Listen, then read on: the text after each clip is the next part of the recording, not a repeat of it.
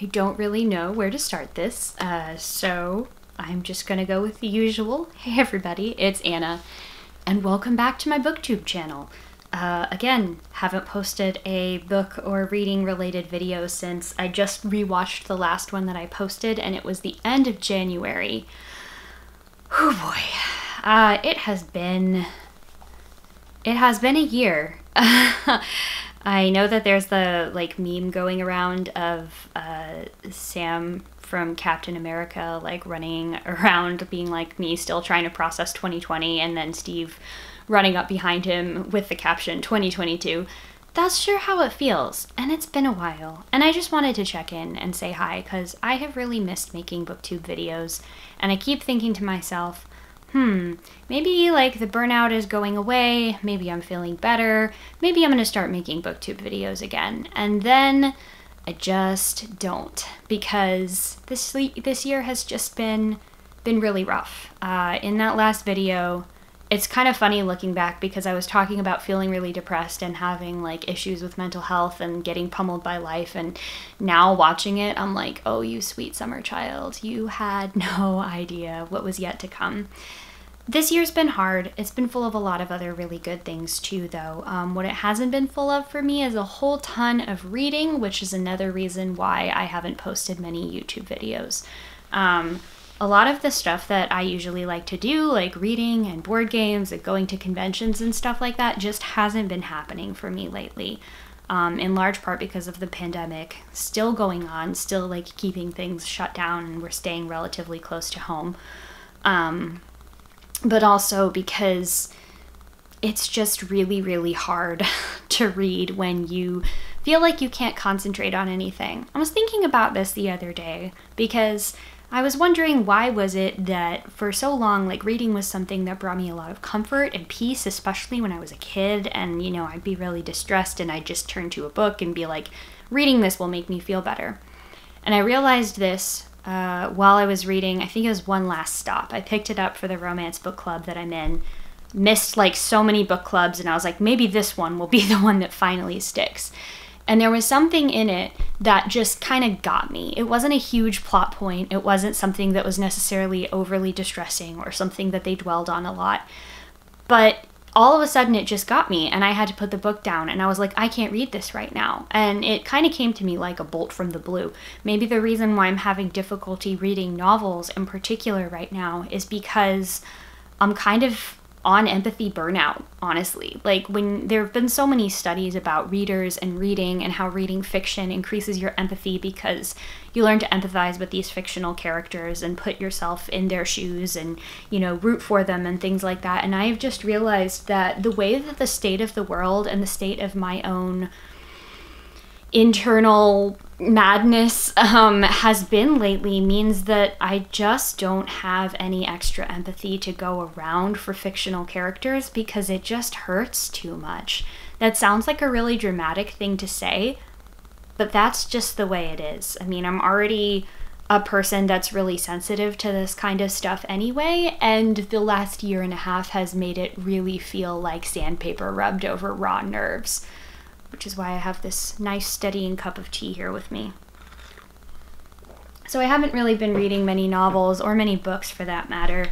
Most of what I've been reading actually has been poetry. I thought that was kind of funny because I saw that in the previous video that I had posted where I was talking about, oh, I've been writing poetry, and maybe I'm gonna share some of the things that I have been writing. So bear with me for a second. In the 8 or so months since I posted that video, I have filled not one, not two, but 3 of these composition books with poetry. These are just normal 80 to 100 page composition books, college ruled, front and back. All of this in the last 8 months. So yeah, writing this much is something that I have been really proud of, but more than that, it's something that I really felt was necessary, and I feel like I'm finally getting a handle on my voice as a writer and putting down words in the exact order that I wish to say them, and it's honestly been really empowering. It's also been incredibly exhausting. I usually wake up at around like 6 a.m., go outside with my morning coffee, and I sit there and I read some poetry and I write my poems, and that honestly feels like a job. Like, oh, it feels like I've worked a full day. And then I go downstairs to go work a full day in my editorial and writing jobs. And then the other thing is that I feel like dealing with mental illness, and it's been bad, y'all. Like, without going into too much detail, February of this year was the all-time low of my life, and I hope that I never have to live through something like that ever again, because it was just dreadful, and I wouldn't wish something like that on my worst enemy, to be perfectly honest. But, yeah, as it turns out, having a mental illness and managing that and trying to navigate the healthcare system while you're doing that, and also try to advocate for yourself and explain to other people what's going on, is also like having another extra job that's really shitty, that you don't get paid for, that you don't necessarily get recognition for, and then people still wonder why you are having a hard time not having a panic attack waiting in line at the post office because nothing is wrong. Now, I don't blame people for saying that, because, you know, I am very good at keeping it together externally and on the surface and stuff like that, but I mean, the cracks have just really shown this year. You can only keep it together on the surface for so long before the wheels start to come off. And that's what this year has kind of been, to be honest. And that has sucked. But poetry has really been a lifeline for me this year. I said that I haven't been reading many books, but since the beginning of the year, probably like February, March, I have been making my way through a couple things. And this is pretty much all the consistent reading that I've done this year. I have this copy of Leaves of Grass by Walt Whitman that my best friend Colin sent me. And then I have Devotions by Mary Oliver, who's my favorite poet. And I have been reading from these two every morning and just kind of letting the words sink in and do the thing that good literature does, which is feed the soul and calm the troubled heart. It's kind of incredible that, like, just a year of reading Leaves of Grass and I'm actually coming up pretty close on finishing the book. And those 3 notebooks of poetry that I wrote, wildly enough, this year actually got 3 of those poems published in a book, which is called Collective Verses. It's a poetry anthology of a bunch of us that wrote poems together every day for the month of April. Again, wondering why I'm tired and not having much time for reading is when you have all of that output, that's just been what my brain has been thinking about and focusing on. And I'm very proud of the things that I wrote. I said in that video previously, and I still mean it, I don't really write these for other people to read. I have like a small circle of friends and, you know, my husband and a couple other people that I share these poems with because I think that they might find them interesting, but I don't really write them for other people. I write them for myself. And it still kind of boggles my mind, though, that people want to read them. And honestly, I wouldn't have thought about trying to get any of these published. It was literally because the organizer of the event emailed me and said, hey, can you please pick 3 of your poems? We'd like to make an anthology of all of the people that participated in this. And we really enjoyed getting to know you through your writing. And I was like, what? That was very surprising to me. So that happened. And there have been a couple other, you know, things along the poetry writing spectrum of things where I have other things that are going to be getting published and a couple of residency type things that I have applied to, because really this has been the one thing that is like helping me stay sane and grounded throughout this entire time, is just getting words out on paper. And so that has meant the world. And honestly, if those are the only 2 books that I really draw anything meaningful from this year, that will be more than enough for me. Other stuff I've been working on that's really exciting to me, I've been doing a lot of original writing for work and a lot of editing. If you're new here or if you missed the last video, I work for Andrews McMeel Publishing in their tabletop RPG department. I work on a game called Zweihander, which is this sort of grim and perilous historical fantasy game where you play as characters. And this week I got to hold in my hands this big chonky boy, the book that I worked on. This is the Flames of Freedom RPG, which is a grim and perilous RPG set during the American Revolutionary War. I had a finger in almost every pot when it came to making this book. I opened it up and I saw my name all over the various credits on the inside of the cover. And I'm getting choked up now just talking about it, but it really made me cry when I opened this book because I'm so proud of all of the work that went into it and all of the amazing stuff that I did, even though I was literally going through hell inside of my own brain. It is kind of awesome to know that, yeah, you can be going through hell inside of your own brain, but you're still you, and you can still be amazing and do amazing things. And it was just kind of a culmination of professional pride and, oh my God, thank goodness I made it out on the other side of this, and seeing my name and being like, wow, baby Anna would be so proud of me right now. And I just cried, and it was great. So I've been working on that, and again, it's gonna sound wild because it's just been really rough this year, but I also started a business this year with my aforementioned best friend Colin. We started a business called Six String Games, and it was because we had a shitpost conversation that turned into an idea for a game that we're calling Big Damn Heroes that we're working on. It's a game about being able to live out your favorite over-the-top fantasy tropes. So if you ever wanted to be Legolas shooting the orc while skateboarding with the shield down the flight of stairs, this is the game for you. And we've been working on that for, oh gosh, how long have we been working on this? A little under a year, something like that. But we actually officially started the business. We have an alpha of the game. We're playtesting it right now. And again, that's been something that I've been really proud of, and my creative outlet has definitely been going more towards the writing and like production side of things, rather than reading and booktube and stuff like that. And that kind of segues into something else that I wanted to talk about, which is why have I found it so difficult to get over the hump of making another booktube video? Because I've still been around. I haven't been super active or vocal on book Twitter or booktube or any of those other places, or certainly not posting videos, but I've still been around and watching videos and chatting with some people.